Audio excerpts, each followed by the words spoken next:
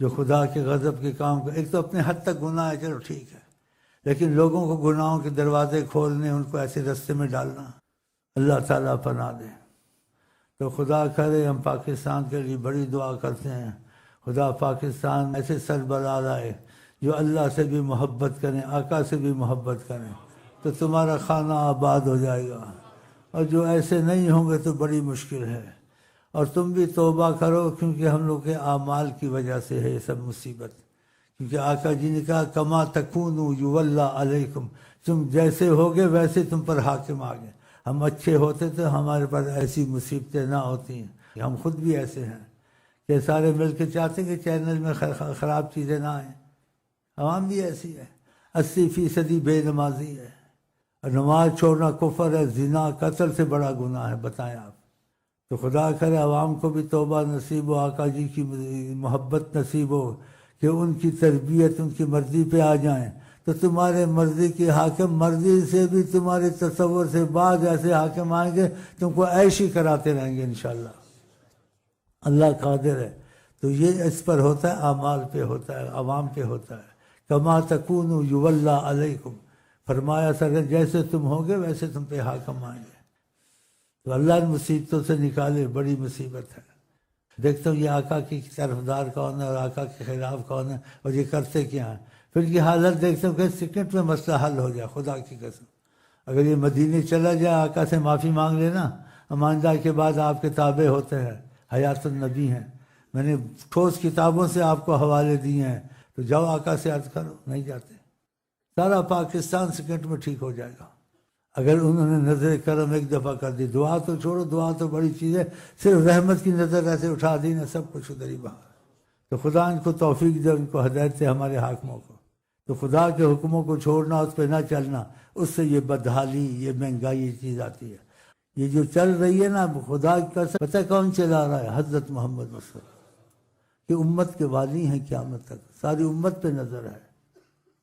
اور بعض صالحین پہ کرم ہے، کہیں عذاب آتا ہے تو خود بھی وہ کر سکتے ہیں، اس کو موقع دیتے ہیں، کہتے ہیں یہاں عذاب آنے والا ہے، اور ساتھ کیا فرماتے ہیں؟ نحوست اعمال سے اس آدمی کو یا شیخ کو کچھ پڑھ دو ان کے لیے۔ امت کے نگہبان ہیں ساری امت کی، تمہاری گاڑی ادھر سے چل رہی ہے۔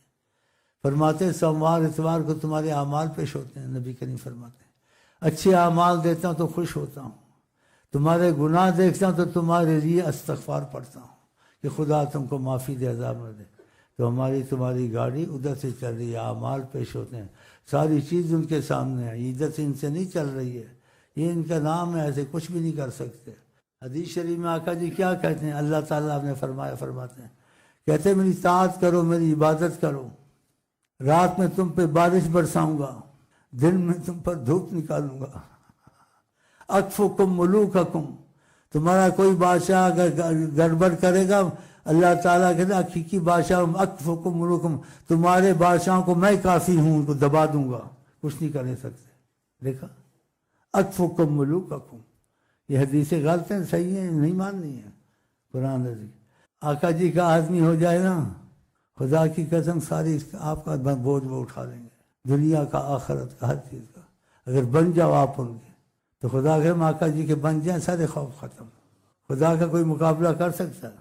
اور خدا کو مقابلہ کسی کا کرنا ہو تو خدا بھی میزائل بنائے یا ایٹم بم بنائے؟ کیا بنائے؟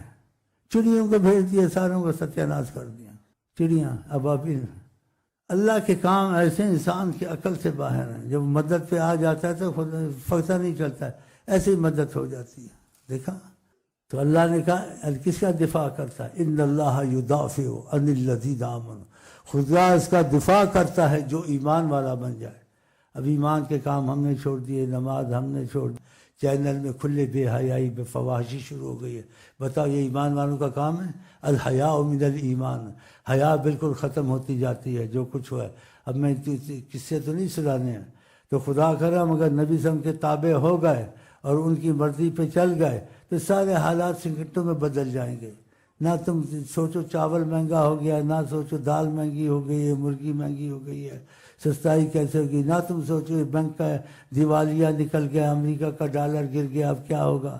امریکہ کے لیے دعا کر، ڈالر اوپر ہو گئے، خدا کا ڈالر کو بھی گرا، اس کو بھی گرا، جاؤ